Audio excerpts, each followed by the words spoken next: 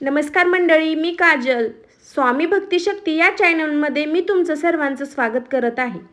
तर सावधान, तुम्ही रोज सकाळी उठल्यावर ही एक चूक करत असाल तर लक्ष्मी तुमच्या घरातून हळूहळू निघून जात आहे. हो, आणि 90% लोकांना ही चूक माहीतच नाही. आजचा हा व्हिडिओ शेवटपर्यंत नक्की बघा, कारण शेवटी मी तुम्हाला असा उपाय सांगणार आहे जो तुमचं नशीब बदलू शकतो. तुम्हाला माहीत आहे का, सकाळी उठल्यावर केलेली एक गोष्टीची चूक तुमच्या आयुष्यात गरिबी आणू शकते. 90% लोक ही चूक रोज करतात, पण ज्यांना त्याची कल्पनासुद्धा नाही. मी माहिती हलक्यात घेऊ नका. जर तुम्ही सकाळी उठल्यावर थेट मोबाईल पाहत असाल तर तुम्ही स्वतःच्या नशिबाला नुकसान करत आहात. आणि आज मी तुम्हाला त्याच्या खरं कारण सांगणार आहे. कधी तुम्हाला असं वाटतं आहे का की तुम्ही किती मेहनत केली तर पैसे टिकत नाहीत? तर कदाचित कारण तुमच्या सकाळच्या सवयीमध्ये लपलेलं आहे. सकाळी ही चूक थेट गरिबी, हो, हे ऐकून धक्क बसल, पण शास्त्रानुसार ही एक सवय तुमच्या नशीब खराब करू शकते. हा व्हिडिओ शेवटपर्यंत बघा, कारण शेवटी मी तुम्हाला असा उपाय सांगणार आहे जो 7 दिवसात फरक दाखवेल. मंडळी, आता तुम्ही जे ऐकलं आहात ते कदाचित तुम्हाला धक्का देईल, कारण ही चूक आपण रोज करतो आणि आपल्याला कळतही नाही. सकाळी उठल्यावर काही लोक थेट मोबाईल घेतात. काही लोक उठताच आरशात स्वतःकडे पाहतात. जर काही जण उठताच राग, तणाव आणि चिंता करू शकतात, आणि हीच ती मोठी चूक आहे. तुम्हाला वाटेल, अरे यात काय मोठं आहे, पण शास्त्रानुसार सकाळची पहिली 10 मिनिटे तुमचं पूर्ण दिवसच नशीब ठरवतात. जर त्यावेळेत तुम्ही नकारात्मक गोष्टी पाहिल्या, तणाव घेतलं किंवा वाईट विचार केले तर त्याचा परिणाम तुमच्या पैशावर, नशिबावर आणि घरात वातावरणावर होतो. आपल्या पूर्वजांनी का सांगितलं होतं की सकाळी उठल्यावर देवाचं नाव घ्या? कारण त्या वेळेला मन खूप शांत असतं. जे काही तुम्ही पहिल्यांदा बघत तेच तुमच्या डोक्यामध्ये बसत.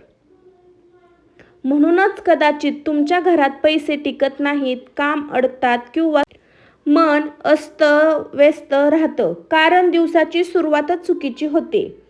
पुढे बघायला पण थांबा, ही चूक कशी तुमच्या आयुष्यावर परिणाम करते आणि एक साधा उपाय कसा तुमचं नशीब बदलू शकते हे मी पुढे सांगणार आहे.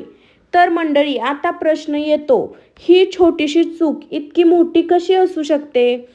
या मागचं कारण खूप खोल आहे आणि कदाचित तुम्ही कधीच ऐकलं नसेल. आपल्या शरीरात आणि घरात एक ऊर्जा असते, सकारात्मक, नकारात्मक. सकाळी उठल्यावर तुमचं मन अगदी स्वच्छ असतं, जसं कोऱ्या कागदासारखं, आणि त्या कागदावर तुम्ही जे पहिल्यांदा लिहिता तोच तुमचा पूर्ण दिवस बनतो. जर तुम्ही उठल्यावर मोबाईलमध्ये वाईट बातम्या पाहिल्या, सोशल मीडियावर तुलना केली, राग किंवा चिंता सुरू केली तर त्या क्षणी तुमच्या दिवसाची सुरुवात नकारात्मक ऊर्जेने करता.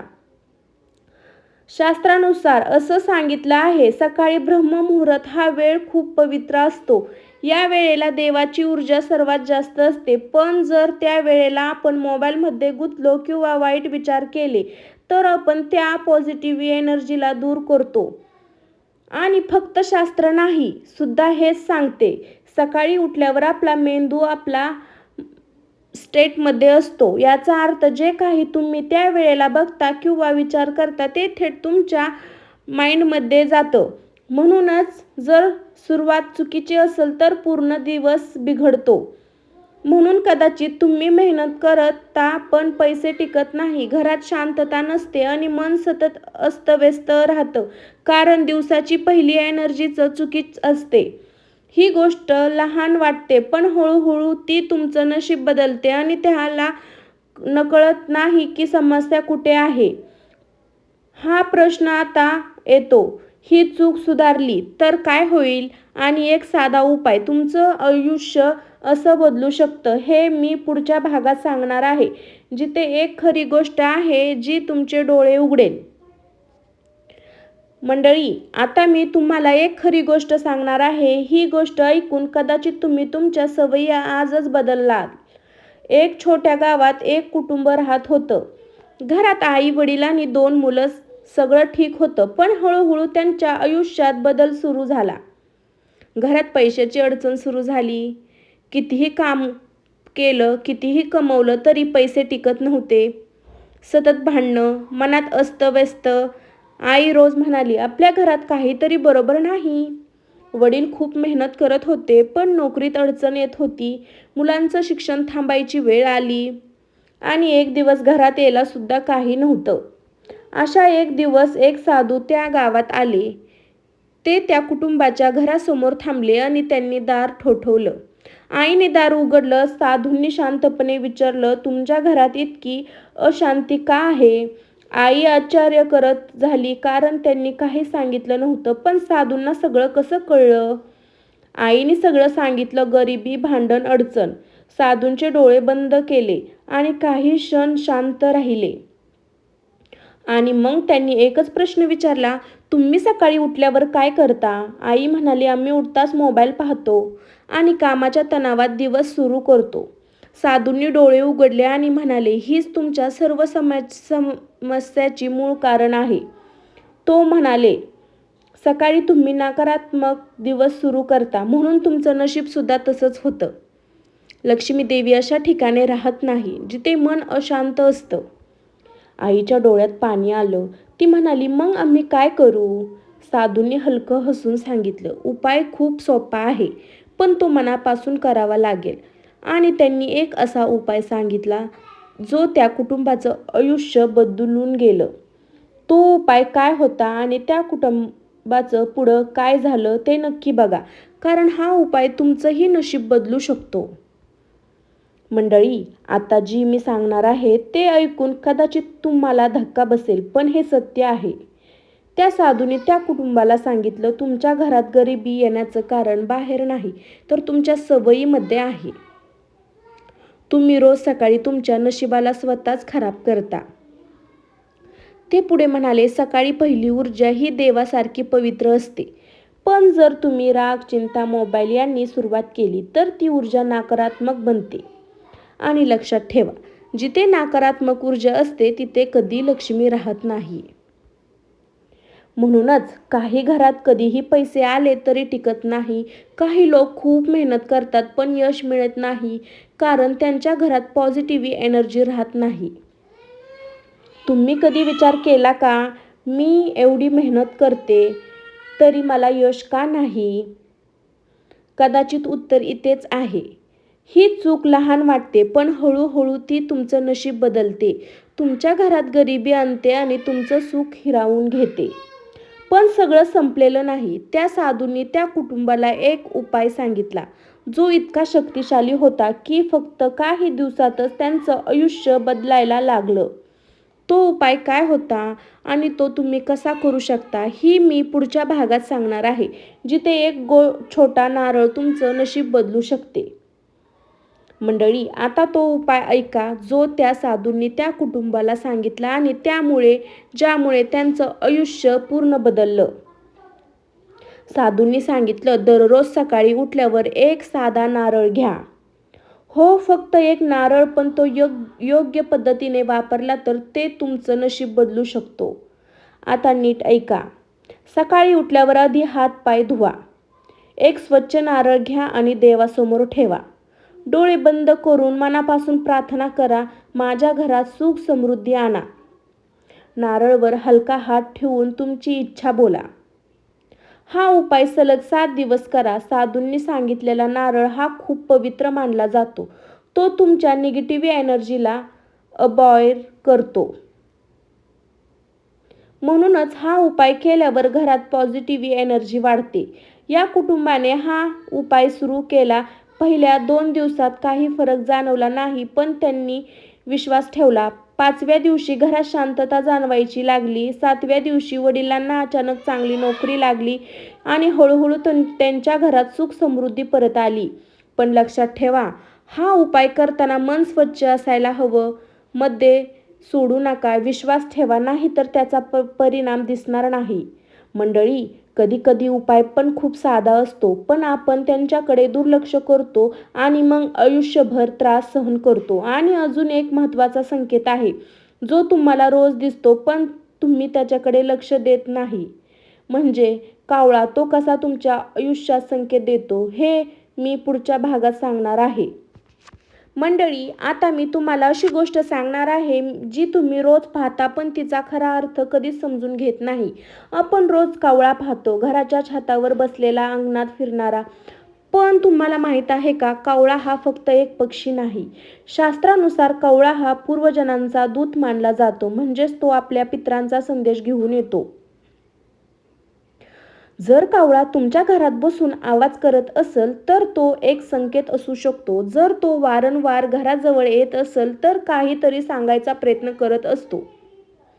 याचा अर्थ काय असू शकतो? कधी कधी तो पितरांसाठी आठवण करून देतो, कधी तो येणारा बदलाचा संकेत असतो आणि कधी तो सावधतेचा इशारा असतो. म्हणूनच आपल्या मोठ्यांनी सांगितलेलं आहे, कवळ्याला कधीही हकलू नका, त्याला अन्न द्या, कारण तो आपल्या पूर्वजांशी जोडलेला असतो. जर तुमच्या घरात कावळा वारंवार येतो आणि त्याच वेळी घरात समस्या वाढत आहेत, जर हा एक संकेत असू शकतो की तुम्ही कितीही चूक करत आहात. कधी कधी कावळा घेण्याचा अर्थ चांगला असतो, तर कधी तो सावधतेचा इशारा असतो. पण फरक असा ओळखायचा, आणि हेच मी तुम्हाला पुढच्या भागात सांगणार आहे, कोणते संकेत चांगले असतात आणि कोणते धोक्याचे असतात. म्हणून हा व्हिडिओ शेवटपर्यंत नक्की बघा, कारण शेवटचा भाग खूप महत्त्वाचा आहे. मंडळी, आता सर्वात महत्त्वाची गोष्ट, हा उपाय, ही माहिती तेव्हाच काम करेल जेव्हा तुम्ही काही नियम पाळाल. सकाळची सुरुवात. सकाळी उठल्यावर थेट मोबाईल पाहू नका, नकारात्मक विचार करू नका. त्याऐवजी देवाचं नाव घ्या. 1 मिनिट शांत बसा. मनाची स्थिती. तुमचं मन शांत, पॉझिटिव्ह असायला हवं. जर मनात राग, वाईट विचार असतील तर कोणताही उपाय काम करणार नाही. नारळाचा उपाय करताना मध्ये सोडू नका. सलग 7 दिवस करा. पूर्ण विश्वास ठेवा. अर्धवट केल्यास फायदा होत नाही. कावळ्याला कधीही हकलू नका. शक्य असेल तर त्याला अन्न द्या. हा आदर दाखवणं खूप महत्त्वाचं आहे. घर स्वच्छ ठेवा. भांडण टाळा. सकारात्मक वातावरण ठेवा, कारण लक्ष्मी फक्त शांत आणि स्वच्छ ठिकाणीच येते. जर तुम्ही हे नियम पाळले नाही तर उपाय करूनही फायदा होणार नाही. म्हणून ही गोष्ट हलक्यात घेऊ नका. आणि आता शेवटी मी तुम्हाला एक अशी गोष्ट सांगणार आहे जी तुमच्या मनाला स्पर्श करेल, म्हणूनच शेवटपर्यंत नक्की बघा. मंडळी, आयुष्यात प्रत्येकाला सुख, शांती आणि पैसा हवा असतो, पण कधी आपल्याला छोट्या चुका आपल्याला मागे खेचतात. आपण दिवस रात्र मेहनत करतो, कुटुंबासाठी सगळं काही करतो, पण तरीही पैसा टिकत नाही, मन शांत राहत नाही, घरात आनंद नसतो. हे सगळं खूप वेदनादायक असतं. पण हे आज तुम्हाला कळलं असेल की मोठी समस्या नेहमी मोठी नसते. कधी कधी ती एक छोट्या सवयीमध्ये लपलेली असते. जर तुम्ही आजपासून सकाळची सुरुवात सकारात्मक केली, देवाचं नाव घेतलं आणि छोट्या गोष्टी बदलल्या, तर विश्वास ठेवा, तुमचं आयुष्य हळूहळू बदलायला लागेल. कारण लक्ष्मी त्या घरात येते जिथे मन शांत असतं, जिथे प्रेम असतं. जर हा व्हिडिओ तुम्हाला थोडासाही उपयोगी वाटत असेल तर लाईक करा, तुमच्या मित्राबरोबर शेअर करा आणि कमेंटमध्ये जय माता लक्ष्मी नक्की लिहा. कारण तुमचा एक शेअर कुणाचं आयुष्य बदलू शकतो. लक्षात ठेवा, सकाळ बदललेली तर आयुष्य बदलल. तर माझा व्हिडिओ तुम्हाला कसा वाटला? माझा व्हिडिओ जर तुम्हाला आवडला तर प्लीज आपल्या चॅनलला नक्की सबस्क्राईब करा आणि बेल आयकॉन दाबायला अजिबात विसरू नका.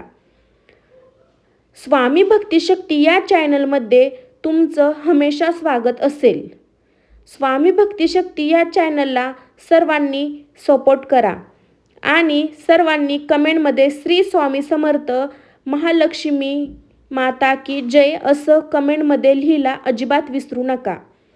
तर सर्वांना श्री स्वामी समर्थ, श्री स्वामी समर्थ, श्री स्वामी समर्थ, श्री स्वामी समर्थ, श्री स्वामी समर्थ, श्री स्वामी समर्थ, श्री स्वामी समर्थ, श्री स्वामी समर्थ, श्री स्वामी समर्थ, श्री स्वामी समर्थ, श्री स्वामी समर्थ. तर भेटू आपण अशाच एका नवीन व्हिडिओमध्ये. सर्वांना बाय बाय.